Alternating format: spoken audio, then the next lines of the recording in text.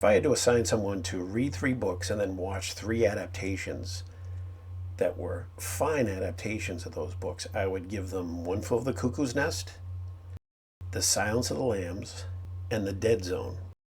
One Flew Over the Cuckoo's Nest was owned by Kirk Douglas, who wanted to make a movie with himself as McMurphy, which I think would have been disastrous. I've liked Kirk Douglas in some movies, but I think he was a huge overactor, just chewing up the scenery. Now you can say, well, geez, John, what about Jack Nicholson?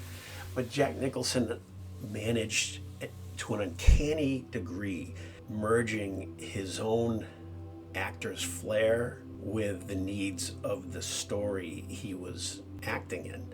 He walked that line better than anyone I can think of.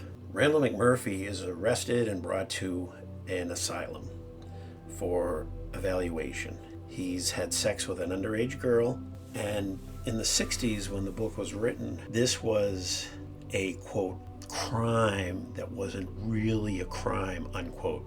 There's a long tradition of movies about prison in which our hero is innocent, which it's always such a cop-out.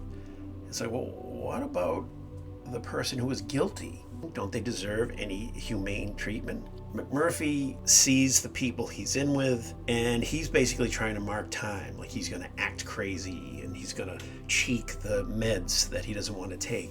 But he runs right into Nurse Ratched, played by Louise Fletcher. She played Nurse Ratched the way that Kathy Bates played the character in Misery. They're one-dimensional. The viewers love watching them be nasty. They don't come across as fully human. Having said that, Nurse Ratched is just terrifying. And like McMurphy, she's watchable. You want to see her on the screen. You want to see what she's up to. The movie is about rebellion. The movie is about you don't want the machine, the system, society, America to grind down individuality. Late in the movie, we arrive at the McMurphy moment. After the night of debauchery, McMurphy and the chief get hold of keys. They open the window. All they have to do is go. The 2 girls are waiting outside. This is it. One of the orderlies gets to McMurphy, tells him to put down the keys and nobody gets hurt. Mac puts the keys down right by the open window. We figure he's got to have something planned. He's not just going to get this close to escaping and back down. The orderlies and Mac have been heading for a big beatdown. So what's going to happen? Is he going to fake following orders and then get into a fight and he and the chief escape? One of the nurses screams. She goes to Nurse Ratched, dazed and bloody. The orderly looks at Mac, but then runs to see what's going on. Then comes the moment the whole movie has been building towards. McMurphy can escape. The 2 girls are waiting outside. Mac, come on, let's go. This is the McMurphy moment. Is he going to make his escape? Or does this guy who is always putting people down, causing a ruckus, is he tied to these people? He wants to see who's been hurt. McMurphy makes his choice. This is the moment when he takes his place as the anti-Ratched. Where Ratched is anti-life, trying to keep these men sedated, going through life existing. McMurphy is the exact opposite. He's life uncontrolled, uncontrollable.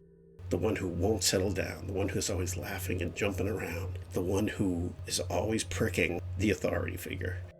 Now he makes the choice to see after the welfare of one of those he's led, those who look to him as a leader. He has to forego his own well-being, his own escape from this place. It's the way he is. It's who he is for all his flaws. So what is the McMurphy moment?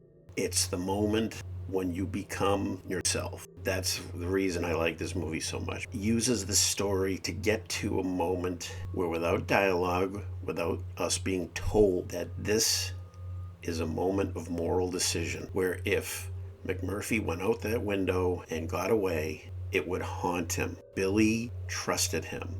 McMurphy didn't take him seriously at first, but in that moment, he cared. He makes his choice, and he's doomed.